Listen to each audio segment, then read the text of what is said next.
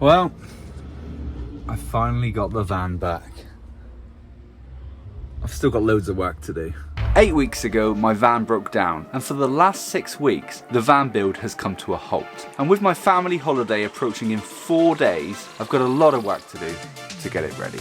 Now, I realised when I was driving this van back from the garage that it's the first time I've driven it since the kitchen's been installed.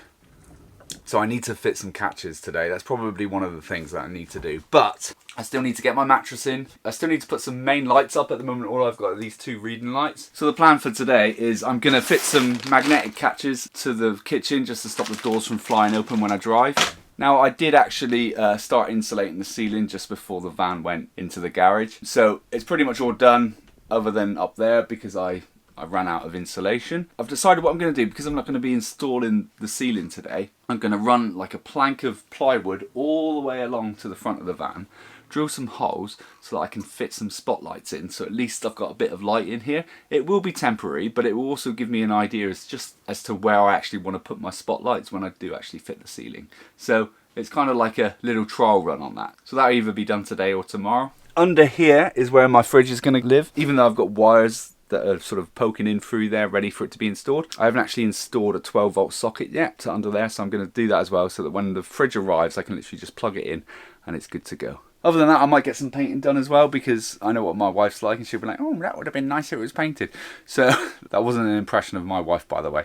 But that will probably make it look a lot nicer in here. And for anyone that's interested in what the new engine looks like, I lifted up the bonnet earlier and it pretty much looks the same, just a lot cleaner. As far as these magnetic catches go, they may hold the drawers in place.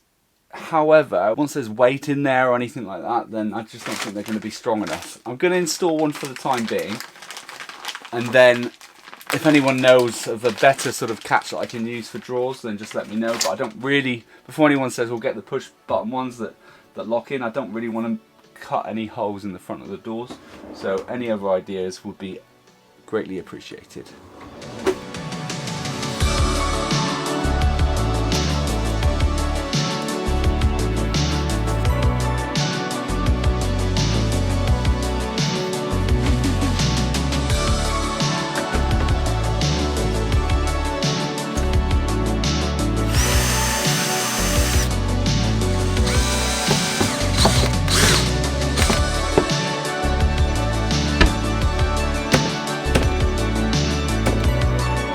Well, that is weak as p.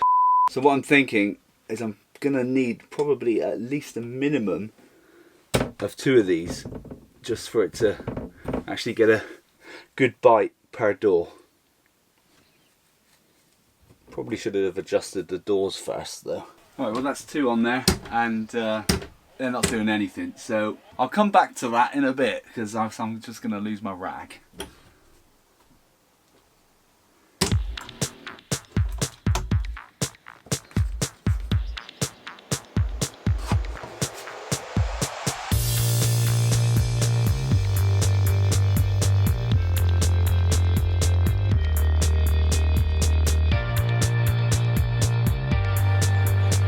Now the trick when it comes to wood filler is to not put too much hardener in your mix, which is exactly what I did, and just to make sure that all of your screws are sort of countersunk before you start filling them, because actually you're going to see them.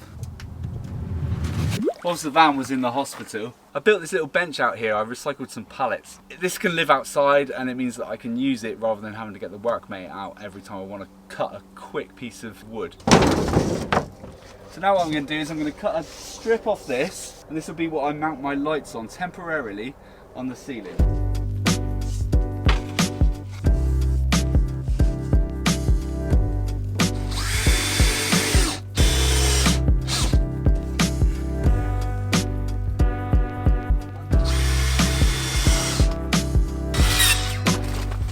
Now these are the lights that are going to be installed. I mean, these are the ones that are actually going in the van when it's finished, but I'm still going to mount them temporarily. And they're just little puck lights, and they're actually touch sensitive apparently, so you touch this and they can actually switch on and off independently. So I'm going to drill the holes where I marked through this. I'm going to mount them out here, screw it up, get these wired up. Should be nice and easy. And to be honest, this is the first time I've seen this, and maybe they've been doing this for a while, but in order for you to wire all these up, it comes with this little adapter here, and you literally plug all of your lights into here, and that allows them to run independently, so that when you switch one of them off, it doesn't switch off the full circuit.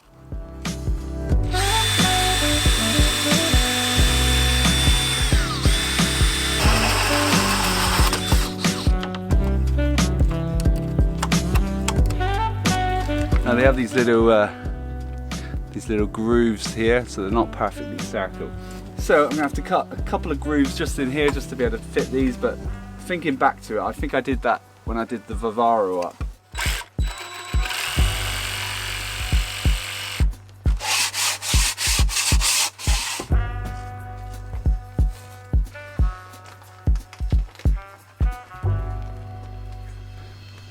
So as you can see, I've got 1, 2, 3, 4 lights, and that's what the plan is for sort of this strip. And the reason I don't want them to go sort of like right through the middle is because there's going to be an overhead cabinet across here, and I'm going to have another 4 down lights so that it shines down on the kitchen and just sort of down on that side of the bed as well. So it'll be 4 there and then 4 along there. One of the really good things about doing this is that I can actually work out whether the lights are in the right place and work out whether 4 is going to be enough for that area or not. And if you remember a little while back, this wire here is for the lights. So now all I need to do is attach this onto there and then literally plug all these in. Easy peasy.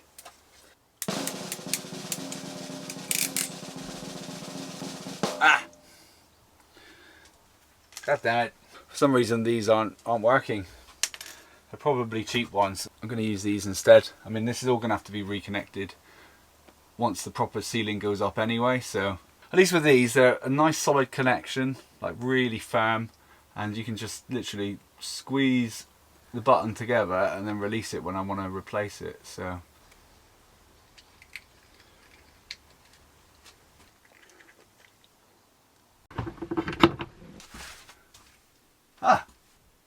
it's hard to know how bright they are because it's still dark, but to be honest, they don't really feel that bright. But maybe I'll just test it at night time.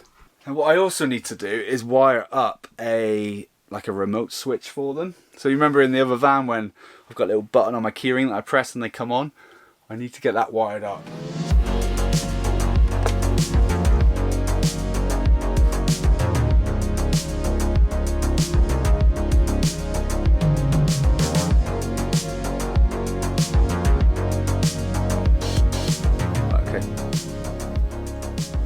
That's working. That's working. Oh, they're making a...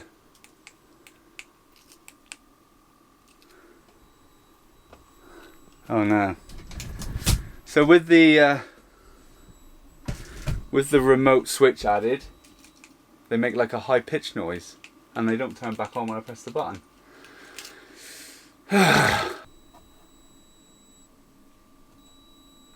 Hear that?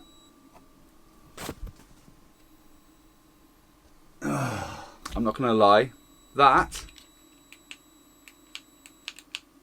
is annoying. I mean, they switch off, but look, they don't switch back on, and if I manually turn them back on, they just make that high-pitched noise. Now that was a complete waste of time.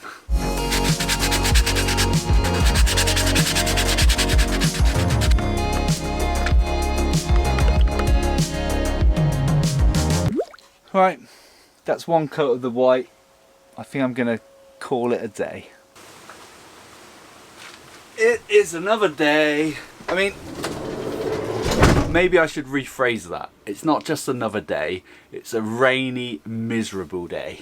Miserable. Let's just put some lights on. Does that make any... Hey, light! Now I did give everything an extra coat last night, like literally after the sun went down. I didn't film it because, you know, I find painting boring, so no doubt you do. The main thing on today's agenda is I'm gonna install a 12-volt socket for the fridge. That would take all of 5 minutes. But it's also I can fit my new fridge. Now, this isn't sponsored, so this fridge cost me probably more than the fridge in my house. But I wanted to get a decent one, and you know, this whole sort of bench that I've designed was measured and designed to perfectly fit that model of fridge. So before I even think about where I'm going to put this plug, I'm going to open the box, get the fridge out, and just make sure that it does fit under there, because I haven't remeasured it since I built this bench months ago. And for anybody that's interested, I went for the Dometic CFX 335. From everything I've read about these fridges, they're fantastic for the sort of thing I want to do, and they go forever. That's why I spent so much money on this.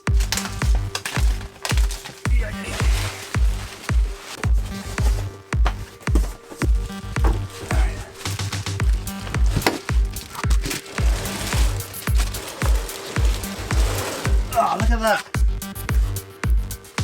It's almost like I designed it to go under there.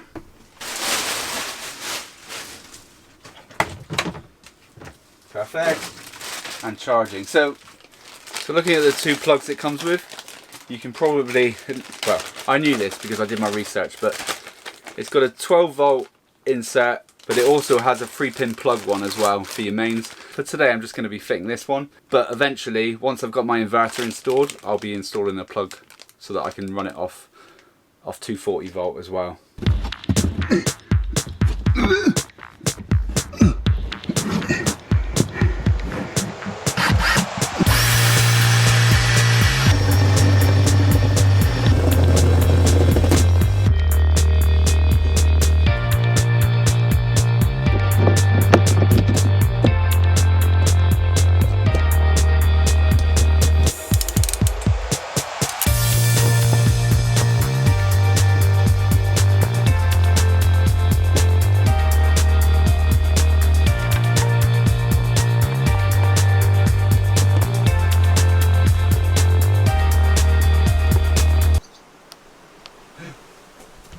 It's on!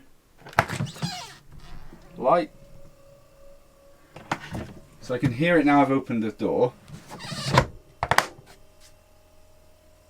It's got a slight hum about it, but I'm guessing that's probably because it's running off 12 volt rather than 240. Nice.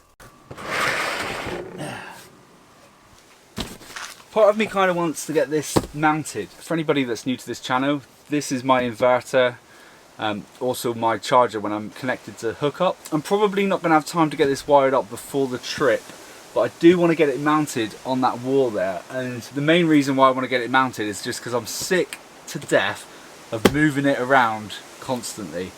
It was fine before because I used to keep it where the fridge is now, but now it's just literally back here just taking up space. So I might just mount it on that wall there so it's out the way, and then I'll connect it up at a later date.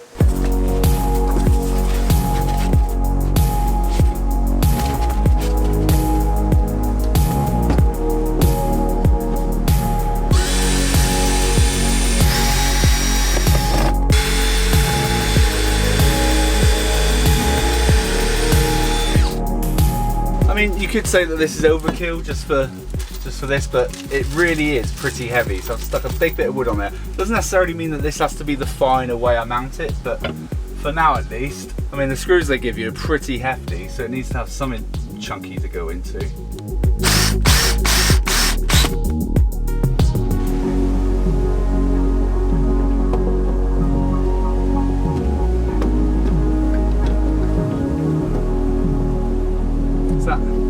Is that how it mounts?